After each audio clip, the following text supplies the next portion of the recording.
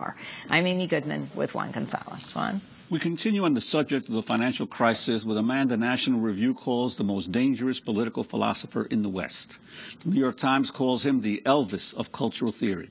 Slovenian philosopher and public intellectual Slavoj Žižek has written over 50 books on philosophy, psychoanalysis, theology, history, and political theory. His latest, just out from Verso, is called First as Tragedy, Then as Farce. It analyzes how the United States has moved from the tragedy of 9/11 to the farce of the financial meltdown. Žižek's latest offering, also excerpted in the October issue of Harper's Magazine, opens with the words, quote, "The only truly surprising thing about the 2008 financial meltdown is how easily the idea was accepted that its happening was unpredictable." He goes on to recall how the demonstrations against the IMF and the World Bank over the past decade all protested the ways in which banks were playing with money and warned of an impending crash. They were met with tear gas and mass arrests. The message, he writes, was, quote, loud and clear, and the police were used to literally stifle the truth. Well, Slavoj Žižek addressed a full house at Cooper Union here in New York City on Wednesday night and joins us now in our Firehouse studio. Welcome to Democracy Now! Thanks very much. It's my pleasure. It's good to have you with us. Relate the protest to You are even better than Fox News, which I usually watch. More amusing. Relate the protests to the meltdown and why, how it was predictable. No, what interests me is, for example, Paul Krugman said basically the same thing, which tells us a lot about how ideology works today. He said, what if we make a mental experiment, and all the leading bank people, managers, and so on, were to know how it would end 2 years ago. He said, let's not delude ourselves. There would have been no change. They would have acted in exactly the same way. This brings me as a psychoanalyst into the play, because I think this makes us aware as to what extent our everyday dealing is controlled by what in psychoanalysis we call the mechanism of fetishist disavowal. Je sais bien, mais quand même. I know very well, but. You know, we can know very well the possible catastrophic consequences, but somehow you trust the market, you think things will somehow work out, and so on and so on. It's absolutely crucial to analyze this, not only in economy, but generally. This is the focus of my work. How beliefs function today. What do we mean when we say that someone believes? So that I don't get lost, let me tell you a wonderful story, which is my favorite story. I quote it also in the book. You know Niels Bohr, Copenhagen, quantum physics guy. You know, once he was visited in his country house by a friend who saw above the entrance a horseshoe. You know, in Europe, the superstitious item allegedly preventing evil spirits to enter the house. And the friend, also a scientist, asked him, but listen, do you really believe in this? Niels Bohr said, of course not, I'm not an idiot, I'm a scientist. Then the friend asked him, but why do you have it there? You know what Niels Bohr answered? He said, I don't believe in it, but I have it there because I was told that it works even if you don't believe in it. That's ideology today.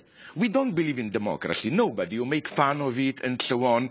But somehow we act as if it works. It's a very strange situation, because there are some of us, old enough, still remember them, old days when the public face of power was dignity, belief, and privately you mocked it, you made fun, and so on. No.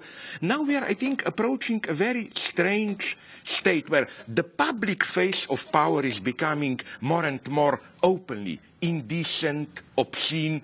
Look at Sarkozy in France, look at Berlusconi in Italy, who is systematically undermining for over 5 years now the minimum of dignity of the state power. I mean, you are again and again surprised, how is this possible? You know, after those sex scandals, 2 weeks ago, his lawyer, Berlusconi's lawyer, made a public official statement where he said that claims that Berlusconi is impotent are lies, and that Mr. Berlusconi is ready to prove this in court.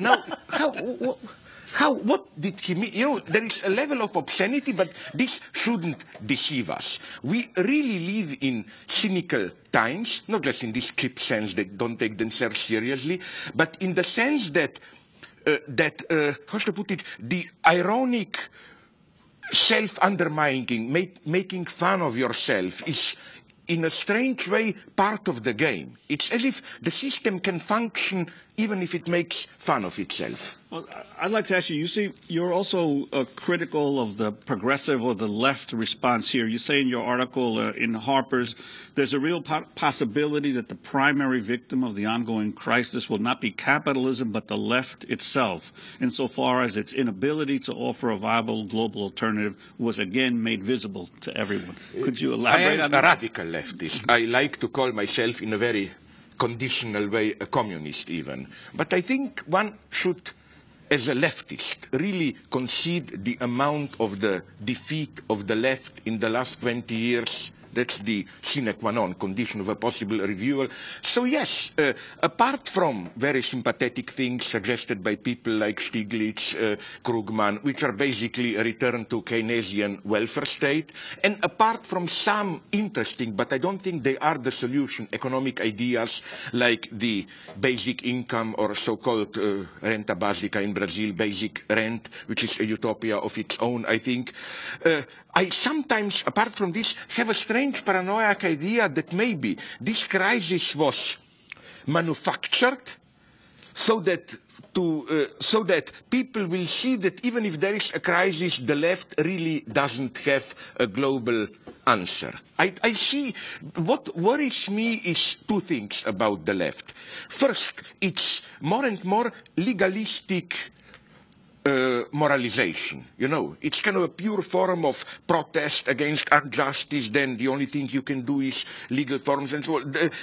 In this sense, many of the ex-leftists are getting depoliticized. They no longer ask the truly basic questions. Like even now, all the outcry was, oh, those bank profiteers and so on. I totally agree with what we just heard. But don't you think that the truth is a little bit more complex, in the sense of, you know much more about this than me, but the way I see it is that one of the roots of the present crisis is not just greed, is that after the digital bubble at the beginning of our millennium, the idea was how to keep prosperity, how to keep economy alive. And it was, as far as I remember, even a little bit of a really bipartisan decision. Let's make it easier in real estate and so on to keep it moving. So, you know, there is a structural problem beneath all this psychological topic of the greedy bankers, that's how capitalism works, my God. Which is why even concerning our beloved model, Bernard Madoff, no? I didn't like it how they focused on him. Wait a minute, he was just the radical version of where the system is pushing you. Now, I'm not saying, I'm not crazy, which is why we need to nationalize all banks and introduce immediately socialist dictatorship or what. What I'm just saying is, let's not get rid of the problem by too easily making it into a psychological problem.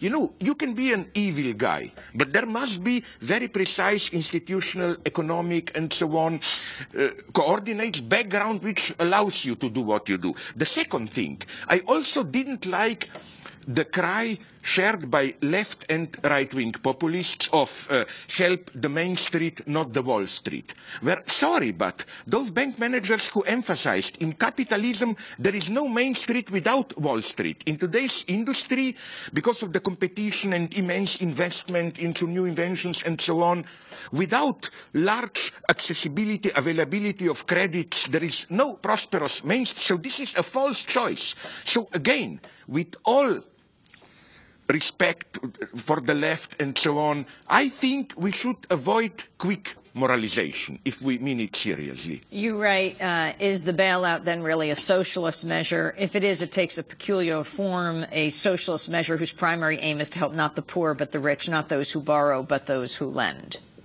Yeah, I mean, this is my old thesis, that capitalism always was socialism for those who are on the top. That's the basic paradox of it. What about healthcare? Oh, now you touch my favorite topic. You know why? Because I think that here we see, when I write on ideology and people laugh at me, didn't you notice we live in post-ideological era? No, here you see ideology in its